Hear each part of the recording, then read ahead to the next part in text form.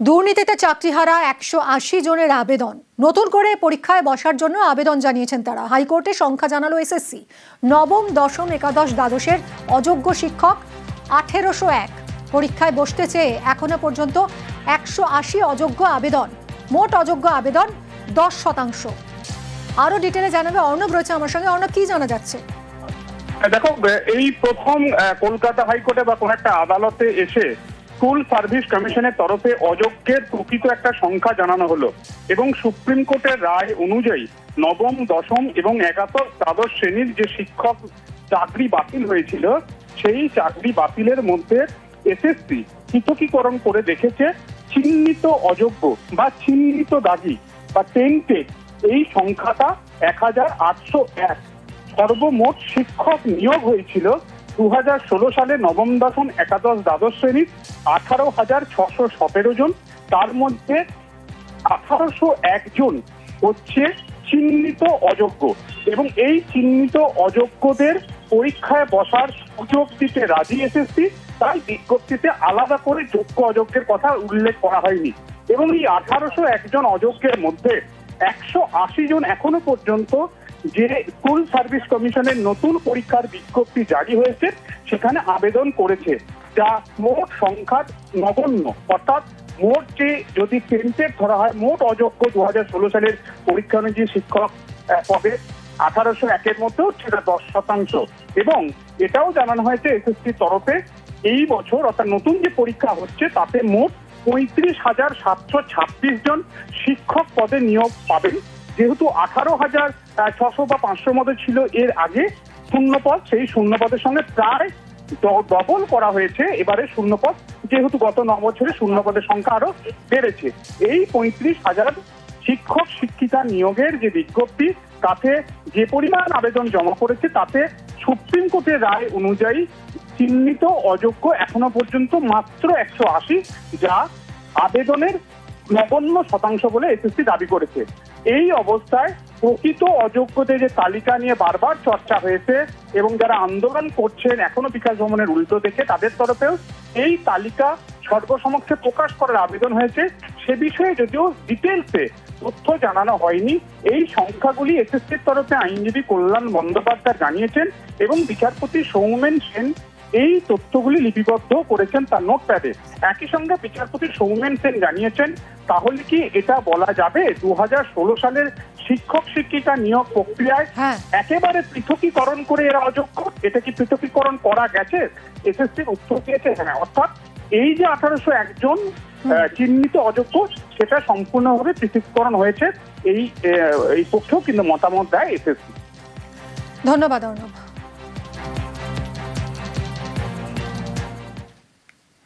আরিয়াদহের ১০০ ত্রাস জয়ন্ত সিং এখন জেলে। এবার তার ভাইয়ের দাদাগিরির নমুনা দেখুন। জয়ন্তের নাম নিয়ে এক যুবককে বেধড়ক মারধর করা হয়েছে, ইট বাঁশ দিয়ে মারা হয়েছে এই যুবককে। অভিযোগ জয়ন্তর ভাই শুভমের বিরুদ্ধে। সুবীর আমাদের প্রতিনিধির সঙ্গে কথা বলবো। সুবীর, জয়ন্ত সিং এখন জেলে, তা সত্ত্বেও তার ভাইয়ের এত দাপট, কি হয়েছিল? দেখো, ঘটনার সূত্রপাত কিন্তু কামারহাটি পৌরসভার ১০ নম্বর ওয়ার্ডের পাটবাড়ি এলাকার ঘটনা। সেখানে কিন্তু এই যে আক্রান্ত যুবক জিৎ দাস, তার সঙ্গে এই জয়ন্ত সিং এর খুড়তুতো ভাই শুভম সিং, তার সঙ্গে সাইকেলে প্রথমে ধাক্কা লাগে। তারপরে কিন্তু সেখান থেকে সে তার যে অনুগামী গুড্ডু বলে যে অনুগামী, তাকে নিয়ে কিন্তু তার সাথে বচসা হয়। তখন সেই আক্রান্ত যুবক জিৎ দাস ক্ষমা চেয়ে নেয় যে আমার যদি ভুল হয়ে থাকে আমাকে ক্ষমা করে দাও, আমাকে ছেড়ে দাও। কিন্তু সেই জায়গা থেকে সে হুমকি দিতে থাকে যে আমাকে তুই চিনিস, আমার দাদার নাম জয়ন্ত সিং, তো এই বলে কিন্তু তাকে আটকে রাখে এবং আজকে বচসা এবং বচসার থেকে কিন্তু হাতাহাতি এবং তারপরে প্রথমে ইট দিয়ে এবং তারপরে কিন্তু বাস দিয়ে মাথা লক্ষ্য করে বেধড়ক মারধর করা হয় এবং মারধর করার পরে প্রায় ১৫ মিনিট সংজ্ঞাহীন অবস্থায় কিন্তু সেখানে পড়ে থাকে এই আক্রান্ত যুবক জিৎ। এবং তারপরে এলাকার বাসিন্দারা কিন্তু তাকে উদ্ধার করে সাগর দত্ত হাসপাতালে নিয়ে যায় এবং তারপরে পরিবারের লোকজন এই দুজনের নামে দক্ষিণ থানায় অভিযোগ দায়ের করে। কিন্তু এখনো পর্যন্ত দক্ষিণ থানা পুলিশ এই অভিযুক্তদের গ্রেফতার করতে পারেনি। তাদের কাছে বিভিন্ন জায়গায় তল্লাশি চালানো হচ্ছে এবং এই অভিযুক্ত যারা রয়েছেন অর্থাৎ এই যে জয়ন্ত সিং এর ভাই, তাদের কিন্তু চরম শাস্তির দাবি জানিয়েছেন। এই যে আরিয়াদহ এলাকাতে জয়ন্ত সিং জেলে থাকা সত্ত্বেও তার ভাইদের যে একের পর এক দাপট, এই দাপটের ত্রাসেই কিন্তু এলাকার আরিয়াদহ যারা মানুষ রয়েছে তারা যথেষ্ট তটস্থ অবস্থায়, আতঙ্কিত অবস্থায় রয়েছেন। ধন্যবাদ সুবীর। না কারণে আমাকে বললো যে সাইকেলের মধ্যে ধাক্কা লেগেছে, অথচ কোনো ধাক্কা লাগার কিছু সিন নেই, আমাকে মারতে শুরু করলো। ওই জয়ন্ত সিং এর ভাই আর ওর সাথে আরেকজন ছিল, সে মারতে শুরু করলো। আমি ওখান থেকে বেরিয়ে যাওয়ার চেষ্টা করছিলাম, ইট দিয়ে মারলো প্রথমে, তারপরে আরও মারছিল, হ্যাঁ বাস দিয়ে মারছিল। তো মারতে মারতে আমাকে বলছিল যে জয়ন্ত সিংকে এখন কেউ ভয় পাচ্ছে না, এবার থেকে সবাই ভয় পাবে, আর আমাদের কেউ কিচ্ছু করতে পারবে না, আমাদের পিছনে আইন কানুনের কিছু হবে না। আমার পিছনে রাজু ঘোষ আছে, প্রমোটার বলছিল, বড় প্রমোটার রাজু ঘোষ আছে। তো এই বলতে মারতে মারতে যখন লোক জড়ো হয়েছে তখন পালিয়ে গেছে আমাকে ওই অবস্থায়। ও সাইকেল নিয়ে সন্ধ্যাবেলা একটু ঘুরতে বেরিয়েছিল, ওখানে যে বন্ধুদের সাথে কথা বলছিল, সাইকেলে নাকি গুঁতো লেগেছে, এই ছুতোনায় ওকে মেরেছিল, ওখানে পড়েই ছিল। ইট দিয়ে মেরেছে ওরা বলছে, ইট দিয়ে মেরে মাথা ফাটিয়ে দিয়েছে জয়ন্তের ভাইরা। আমি চিনি না, কিন্তু ওরা দেখেছে তো, ওরাই বলছে, আমি তো দেখিনি। হ্যাঁ, পানি মেরে ফেলতো। খুব অবস্থা খারাপ ছিল, 10-15 মিনিট ওখানে পড়েই ছিল, তারপরে বন্ধুরা ধরে নিয়ে গেছে, আমরা তারপরে হাসপাতালে গেছি। হাবড়ায় চাঁদার জুলুম, এক ব্যবসায়ী থেকে 57,000 টাকা চাঁদা দাবি করা হয়। পুরো টাকা না দেওয়ায় ব্যবসায়ীকে রীতিমতো মারধর করা হয় বলে অভিযোগ। হাবড়া থানায় অভিযোগ দায়ের করেছেন ব্যবসায়ী, শুনুন কি অভিযোগ তার। আমি ব্যবসা করি, মস্তরম রাজবল্লভপুর স্কুল পিছনে আমার বাড়ি, আমার ট্রান্সপোর্টের ব্যবসা আছে। টিএমসির কিছু লোক তারা 21শে জুলাই চাঁদা চাচ্ছে আমার কাছে, তাদের নাম কিনু, ডাক্তার, আরও দুজনের নাম জানিনি। বলছে তোমাকে চাঁদা দিতে হবে। কেন দিতে হবে? 21শে জুলাই ওদের গাড়ি দিতে হবে, আমার গাড়ির ব্যবসা আছে, আমি হচ্ছে গাড়ি দিতে পারবো না। বলছে তাহলে আমাদের বাস যাবে, বাসের টিফিন লাগবে, তোমার চাঁদা দিতে হবে 60,000 টাকা। আমি বলছি আমি অত টাকা দিতে পারবো না। তাহলে তুমি গড়ে হিসাব করি কত, 57,000 টাকা। তারপর লাস্টে যোগ করেই আমি 47,000 টাকা ওদের ফোনপের মাধ্যমে দিছি।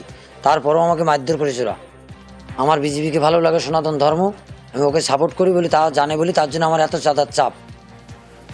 কথা বলবো জিয়াউলের সঙ্গে। জিয়াউল, কি জুলুমবাজি!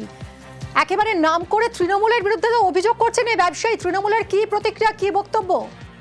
একদম, দেখো, অর্থাৎ 21শে জুলাইয়ের জন্য গাড়ি লাগবে এবং কর্মীদের জন্য খাওয়া দাওয়া লাগবে, এর জন্যই এক ব্যবসায়ীর কাছ থেকে প্রায় 60,000 টাকা দাবি করে এবং সেই 60,000 টাকা না দিলে তাকে মারধর করা হয়, এমনটা অভিযোগ। অর্থাৎ 60,000 টাকার মধ্যে প্রায় 47,000 টাকা তিনি দেন, আরো 10,000 টাকা পরবর্তীকালে দিতে হবে, না দিলে তাকে বেধড়ক মারধর করা হয়। এবং মারধর করা হয়, তার আরো অভিযোগ যে শুধুমাত্র সে বিজেপি কর্মী বা বিজেপি সমর্থক বলেই তাকে মারধর করা হয়েছে এবং ইতিমধ্যেই কিন্তু থানায় তিনি লিখিত অভিযোগ দায়ের করেছেন। কিন্তু শাসক দলের পক্ষ থেকে সমস্ত অভিযোগ অস্বীকার করে বলা হচ্ছে, পদক্ষেপ করেছে।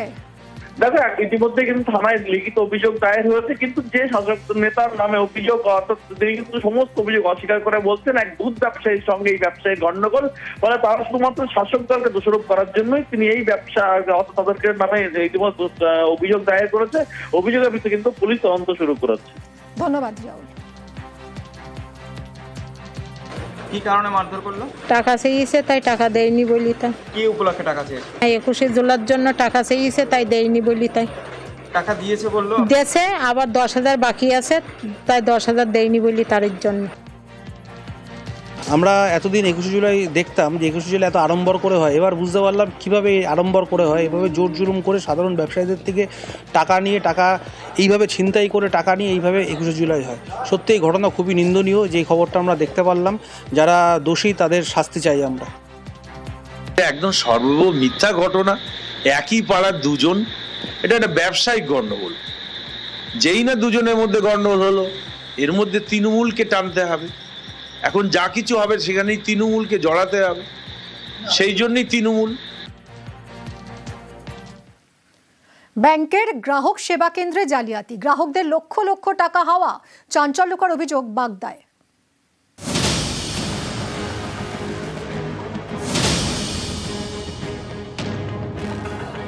উত্তর 24 পরগনার বাগদার নতুন বাজার এলাকা। এখানে রয়েছে একটি রাষ্ট্রায়ত্ত ব্যাংকের আশারু ব্রাঞ্চের গ্রাহক সেবা কেন্দ্র। প্রায় 5,000 গ্রাহক। অভিযোগ, তাদের অনেকের টাকা নিয়ে চম্পট দিয়েছেন গ্রাহক সেবা কেন্দ্রের মালিক এবং তার স্বামী।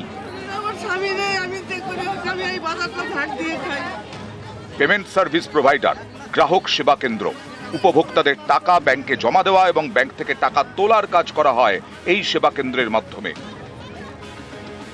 বাগদা নতুন বাজারের গ্রাহক সেবা কেন্দ্রের মালিক অর্পিতা অধিকারী মণ্ডল। অভিযোগ, অর্পিতা এবং তার স্বামী অমিত মণ্ডল কয়েক লক্ষ টাকা নিয়ে চম্পট দিয়েছেন। সই স্বাক্ষর করে তুলে নিয়েছে, তুলে দিয়েছে 10,000 20,000 করে তুলে, তোমাদের একদিনই সোমবার দিন টাকাটা দিয়ে দেবো, ব্যাংক বন্ধ, তারপর শুনি সব চলে গেছে, তাদের ঘর বাড়ি তালা মারা, আমাদের 60,000 টাকা তোলা টাকা সে টাকা সব মাইর হয়ে গেল।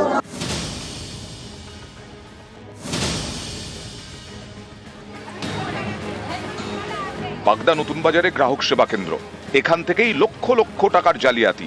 উপভোক্তাদের অভিযোগ, অনেককেই ফিক্সড ডিপোজিটের টাকা জমা দেওয়ার স্লিপ দেওয়া হয়েছে, কিন্তু রাষ্ট্রায়ত্ত ব্যাংকে এফডির টাকাই জমা পড়েনি। কারো আবার অ্যাকাউন্ট থেকে আবাসের টাকা হাওয়া। গ্রাহকরা সোমবার গিয়ে দেখেন সেবা কেন্দ্র বন্ধ, পরের দিন মঙ্গলবারও বন্ধ। এরপরে তারা খোঁজ খবর নিয়ে জানতে পারেন গ্রাহক সেবা কেন্দ্রের মালিকের বাড়িতেও তালা। মালিক ও তার স্বামী চম্পট দিয়েছেন। আমার ঘরের টাকা 60,000 টাকা মানে তোলা হয়েছে, আমার ঘরের টাকা দেয়নি। হ্যাঁ, আবাস যোজনার টাকা এখন জানতে পেরেছি সে এখানে নেই, পলাতক। হ্যাঁ, পালিয়ে গিয়েছে।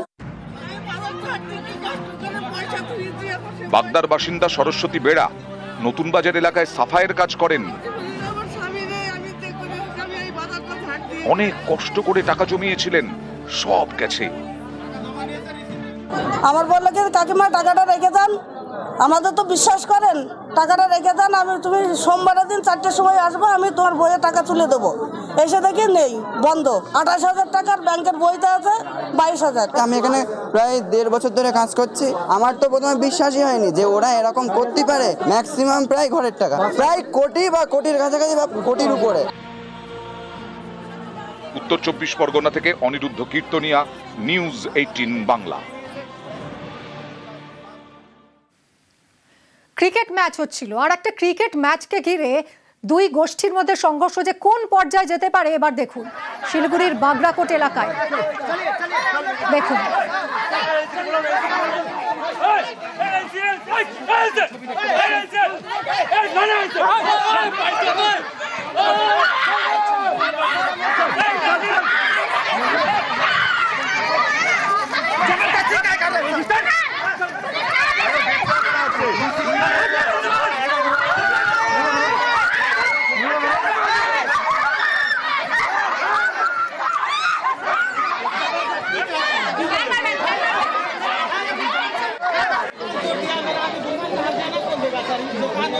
ক্রিকেট ম্যাচকে ঘিরে দুই গোষ্ঠীর মধ্যে রীতিমতো সংঘর্ষ। শিলিগুড়ির বাগরাকোট এলাকায় ব্যাপক ভাঙচুর হয়, বাড়িঘর ভাঙচুর হয়, পাথর ছোড়াছুড়ি হয়।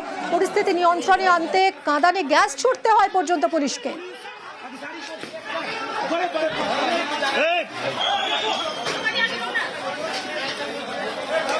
পুলিশকে লক্ষ্য করে পাথর ছোড়া হচ্ছে, পাথর ছোড়াছুড়ি, বাড়িঘর ভাঙচুর, বাদ থাকেনি কিছুই। পরিস্থিতি সামলাতে পুলিশকে কাঁদানে গ্যাসের শেল ফাটাতে হবে।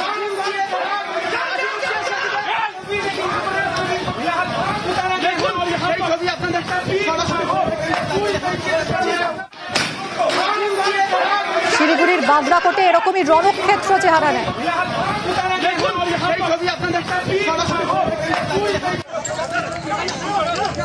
পার্থ রয়েছে আমার সঙ্গে, আরো জানাবে। পার্থ, একটা ক্রিকেট ম্যাচ হচ্ছিল, অত্যন্ত ভালো কথা, সেখান থেকে এইরকম একটা পরিস্থিতি। দেখো, গত 29 জুনের ঘটনা, শিলিগুড়ি 2 নম্বর ওয়ার্ডে ক্রিকেট ম্যাচ চলছিল এবং তাকে ঘিরেই কিন্তু সেদিনকেই ম্যাচের শেষে গোলমাল হয় এবং সেই গোলমাল কিন্তু ছড়িয়ে পড়ে পরবর্তীতে দুটি ওয়ার্ডের মধ্যে, শিলিগুড়ি 6 নম্বর ওয়ার্ড এবং 2 নম্বর ওয়ার্ডের মধ্যে। দুই ওয়ার্ডের কাউন্সিলর ইতিমধ্যেই কিন্তু গোটা পরিস্থিতি নিয়ন্ত্রণে আনার চেষ্টা করেছে, নিজেদের মধ্যে কথা বলে এবং যাদের মধ্যে খেলা চলার কথা বলে, কিন্তু তবুও পরিস্থিতি স্বাভাবিক হয়নি। গতকাল সন্ধ্যের পর 2 নম্বর ওয়ার্ডের বাসিন্দারা সাথে কাউন্সিলরকে সঙ্গে নিয়ে থানায় ঘেরাও করে বিক্ষোভ দেখায়। কিন্তু হলোটা কেন, এরকম সংঘর্ষের সূত্রপাতটা কিভাবে? এই ক্রিকেট ম্যাচ মাঠের বাইরে এইভাবে কেন? মাঠের বাইরে গতকাল আবারও নতুন করে যে উত্তেজনা তৈরি হয় সেটা হলো 2 নম্বর ওয়ার্ডের এক যুবক এই সেদিন ক্রিকেট ম্যাচে অংশ নিয়েছে, তাকে মারধর করা হয় গতকাল এবং সেই মারধরের অভিযোগ ওঠে সেই 6 নম্বর ওয়ার্ডের সেই যুবকদের বিরুদ্ধে যারা সেদিন ক্রিকেট ম্যাচে অংশ নিয়েছিল। তা নিয়েই কিন্তু নতুন করে এই উত্তেজনা তৈরি হয় এবং আজ সকালে 2 নম্বর ওয়ার্ডের একাংশ থানার বিক্ষোভ দিকে যখন তারা ফিরছিল সেই সময় আত্মঘাত হামলা চালানো হয় এবং তাকে দিয়েই দুই পক্ষ এক গোষ্ঠী আরেক গোষ্ঠীর দিকে কেটে যায়, বাড়িঘর ভাঙচুর করা হয়, অস্ত্র ভাঙচুর করা হয় এবং ইস্পাত তেল ছোড়া হয় এবং বেশ পর্যন্ত তাদের জখম হয়। তারপর বিশাল পুলিশ বাহিনী ঘটনাস্থলে পৌঁছে পরিস্থিতি নিয়ন্ত্রণ আনার চেষ্টা করে এবং ছত্রভঙ্গ করতে কিন্তু লাঠিচার্জের পাশাপাশি তাদের কাছে তেল ফাটায়। তারপরে কিন্তু পরিস্থিতি ধীরে ধীরে স্বাভাবিক হয়। এখন অনেকটাই শান্ত। শিলিগুড়ি পুলিশ কমিশনার সহ ডিসিপি এবং এসি পদমর্যাদার অফিসার ঘটনাস্থলে রয়েছেন এবং একাধিক পুলিশ পিকেট বসানো হয়েছে এবং রাতভর অভিযান চলবে। যারা এই ঘটনার সঙ্গে জড়িত তাদেরকে গ্রেফতার করা হবে এবং এই ক্রিকেট ম্যাচকে ঘিরে যে সংঘর্ষের সূত্রপাত পুলিশ কমিশনার শিশু জাফর জানিয়েছেন, তিনি স্পষ্ট জানিয়েছেন যারা এই ঘটনার সঙ্গে জড়িত কাউকে এড়াতে করা হবে না, প্রত্যেককে গ্রেফতার করা হবে। এই বিষয় নিয়ে যখন আমরা আমি বাসিন্দাদের বলবো কোনো রকম প্ররোচনা পা না দিতে, কারণ এটা একদম বাচ্চাদের ঝামেলা। এই ঝামেলাটাকে এত বড় আকারে নিয়ে যাওয়ার কোনো দরকার নেই। আর পুলিশকে বলবো যাতে ওরা নিরপেক্ষভাবে যেন পদক্ষেপটা নেয়। সকালে একটা মিছিল হয়েছিল, ওর থেকে উস্কানিমূলক কিছু মন্তব্য করা হয়েছিল, তারপর থেকেই এখানে খেচালের সৃষ্টি হয়েছে। আমরা এখানে আছি, পুলিশ বলেছে কিছু মানুষের ক্ষোভ বিক্ষোভ আছে, ওটা ছুটছে, কিছুদিনের মধ্যেই ব্যাপারটা শান্ত হবে আমার আশা। ক্রিকেট খেলা নিয়ে একটা গন্ডগোল হলো কালকে, আজকে এই টাওয়ারের মধ্যে ছোটাছুটি হলো, পুলিশ সিচুয়েশন আমরা দেখেছি।